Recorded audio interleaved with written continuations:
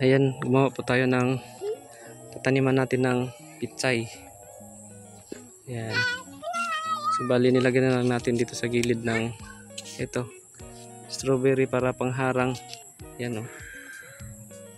Yung ginagawa natin pangharang yung strawberry. Bibi, no! Kikik!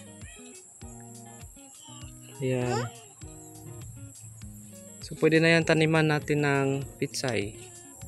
Bali ang ginamit kong ay yung ito, mga pinagmawiran na inipon ko sa sako.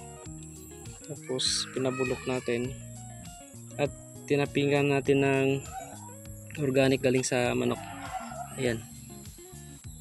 So dito natin kinuha yan sa mga sako na yan. Ito yung pinabulok natin ng mga pinagmawiran, inipon ko. So ito naman galing sa manukan.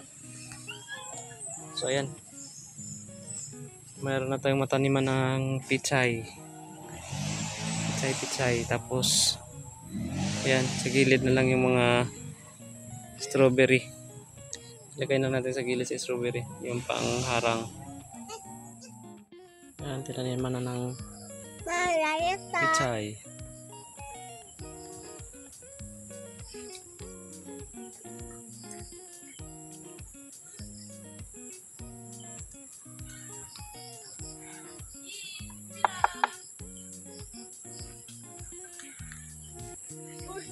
Apa santibe? Oday ka na patabal. Apa sante? Ano sa mga? Lawig.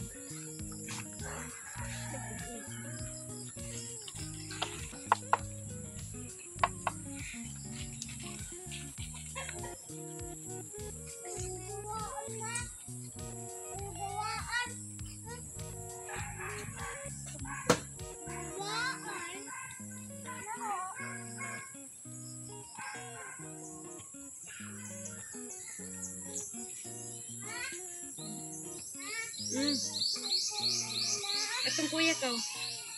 Kuya, tagi sa tubig.